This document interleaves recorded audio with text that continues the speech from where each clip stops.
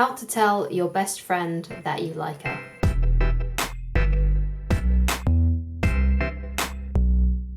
Hi guys, my name is Christine Loveridge and I'm a dating, relationship and personal development coach. And today I'm talking about how to tell your best friend that you like her. So I've done some similar videos on this topic, but I recently came across a comment and it made me rethink something, and it made me also rethink that I needed to really put this in those other videos because I think it's a really important point. And that point is there a chance that she will say yes? So if you really like your best friend and you think she's really attractive and you can't help but, you're just in love with her, will she say yes if you ask her out? Or is there a chance at least? And the best way to figure this out is obviously think about her circumstances. So if you know that she has a boyfriend or she's got a girlfriend or she's just with someone else, then obviously she's going to say no. She's with someone else, and you should never steal someone else's girlfriend from them. And the reason why you don't do that is because, well, if she does leave and is with you, then who's to say she won't do that to you in the future? Obviously, don't be going around trying to steal other people's girls. And also, it's not the right thing to do. It's not the honorable thing to do, and it won't be very good for your self-image and your confidence, because if you are doing stuff that is devious, it's actually diminishing you and how you feel about yourself. And we've all had those experiences where we've done something bad and it may have felt good in the moment, but later on we regret it. That's because it felt good in the moment, but it didn't feel good long term. It wasn't something that was empowering. Okay, so another thing is that maybe she's got a crush on someone else, which was what happened to this person who left the comment. They said their best friend was crushing over someone else, and because they were crushing over someone else, then it's pretty obvious that this person is going to say no. You obviously want your crush or the girl that you like to be crushing on you, or at least to have not thought about you in that way. You don't want them to be in love with someone else, because if they're in love with someone else, then obviously they need to get over that before they can become emotionally available to actually look at other people and want to date other people.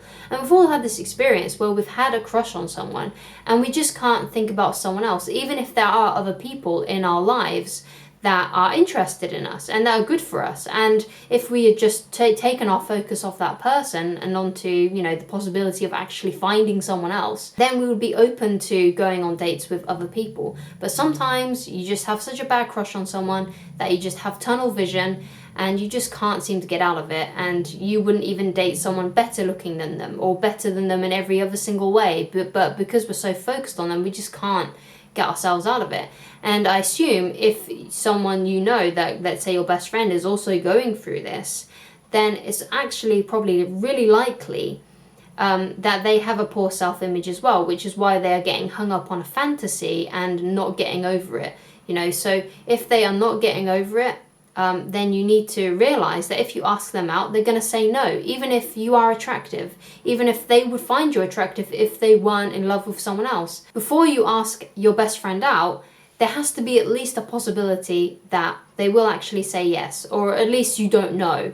So as long as they're not in a relationship with someone else or in love with someone else, or there's other external factors going on, then they will probably say yes to you. So what if you know in your heart that they're going to say no? So let's say perhaps your best friend dated your brother or something, or they are in a relationship already, or they're hung up and in love with someone else, or there's something else going on that will prevent them from saying yes to you. So what should you do? Well, in this kind of circumstance, you need to deal with this pain yourself. You need to deal with it. You need to emotionally move on from this situation yourself, because if you know that they're going to say no, there's actually no point in you telling them that you like them or asking them out, because it's going to be fruitless. There's no point. So the best thing for you to do in that kind of circumstance is to actually move on. And the best way to move on is to focus on other things and try and find someone else, which is probably the least thing that you want to do right now. But if they're going to say no, what's the point? There's no point at all in telling them how you feel about them. So deal with it yourself, be a grown-up about it, push those feelings aside or project those feelings onto finding someone new, and use those feelings to do something empowering for yourself. So like go extra hard at the gym or work on something creative. You don't have to tell them, just deal with the pain in an empowering way. Push those feelings aside, but obviously don't push them down and repress them. You need to use them in some way, in an empowering way. So if you think that there is a chance that they might say yes, or you at least don't know, there's nothing preventing them from saying no to you, then the first thing that you need to understand is that you should not confess your feelings. There's no need for you to tell them how much you really, really like them. You don't need to say to them that, oh, I really, really like you, or send them a long message or a long voicemail explaining how much you're in love with them, or sending them a romantic love letter. You don't need to do that kind of thing. And the reason why you don't need to do that is for two reasons. One, they might already have a clue that you like them, because usually, especially if this girl is very feminine, she can probably tell when someone likes them. It's not so subtle to feminine women. They're very attuned to these kinds of things. So she probably already has an idea, or at least is suspicious that you like her. Sorry, that might sound really scary to you, but there is a chance she may know. Now, of course, there's also a chance that she may not know, but it's more likely that she has at least an inkling. She might not know 100%, but she might know a little bit or be suspicious. The next reason, if you just confess and blurt out all of your feelings to her, she's going to be confused because she isn't engaged in those feelings yet. She doesn't feel that way about you. Now, as you probably know, when you started getting a crush on your best friend, you probably realized that this kind of happened a bit slow over time. Like, for the first week, let's say, you might have just thought she looked really nice in her outfit. And then you probably thought about her and continued to think about her, and these feelings snowballed. That hasn't happened to her yet. At least we don't know that for sure. And if we don't know that for sure, we should assume she doesn't have those feelings for you. Okay? So if you just tell her that you're in love with her and you just expect her to be in a relationship straight away, it's going to freak her out. It's going to make her feel uncomfortable and unsafe. Because in essence, you're going to be acting like a stalker, you're going to be acting needy, and that's going to be confusing to her, okay? So don't do it. Don't confess your feelings. Don't send a long voicemail. Don't send a long love letter. Don't do it. I've done that kind of stuff in the past, and it has worked exactly this amount of times. 0. So don't do something that is not going to work, okay? Sending her a love letter, sending her a long Facebook message, sending her a long voicemail, it's not going to work. Don't do it. What is the highest likely chance that she will say yes? And that is by simply asking her out. And the way that you can say this is obviously because if you have been pretending that you're her friend, but when actually you're really in love with her, then you obviously need to say something to her to let her know that you want to change this dynamic. So you need to say to her something along the lines of, so recently I've been finding you really cute. I think you're actually really attractive. I was wondering if you'd like to get to know each other better. When are you available to do this? That's all you have to ask. That's all you have to say. And what this is doing is it's first letting her know that you are feeling something different to her, and it's asking her out. It's putting the ball in her court to make a decision, because what's going to happen is she's either going to say, no, I only want to be friends with you. I'm not really interested in you in that way. Or she will be open to meeting up with you in a more romantic way. And she'll say, oh, okay. She might think, oh, okay, well, this is quite unexpected, but you know what? Okay, let's go out and meet up somewhere.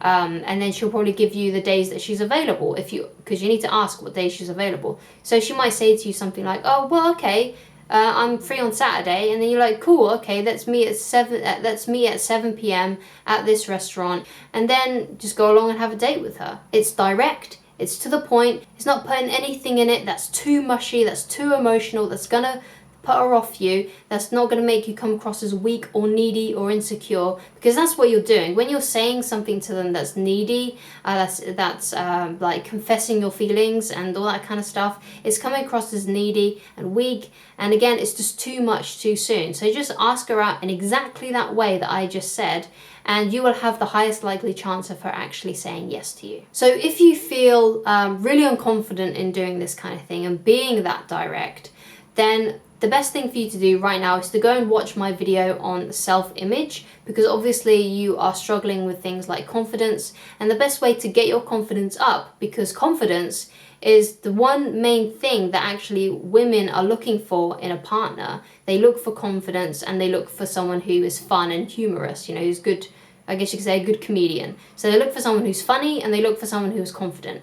So the best way that you can start building that foundation is to actually work on your self-image, because obviously if you are very unconfident and unsure of yourself, then the reason that is because you're unconfident and you have a poor self-image. So go and work on that, and go and watch that video, because that will help you in that right direction on how to do that. And there's a few exercises that you'll be doing in that, but it's going to help you. So please follow through, watch that video, and it will help you build a better self-image. But the important thing is that when you're watching this video, you take notes, and also afterwards you take action on those things that I've specified in that video. Taking action is the most important part of that video, otherwise there's no point in you watching it. If you're not going to take action on something once you've watched it or listened to it, there's no point, you're just wasting your time. If you'd like help with me personally, because obviously these videos are very generalized and you need help with a specific situation, you can get coaching with me at www.christineloveridge.com/shop.